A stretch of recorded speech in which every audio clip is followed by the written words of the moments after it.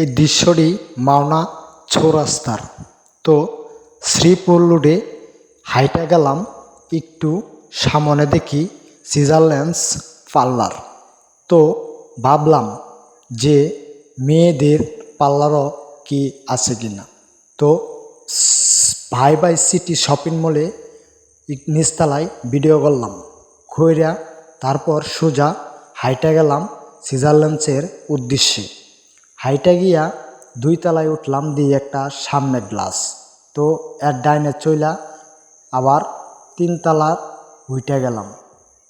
3 তলার পরিবেশটা দেখা এত ভালো লাগলো, তো 3 তলায় দাঁড়ায়া ভিডিও করলাম।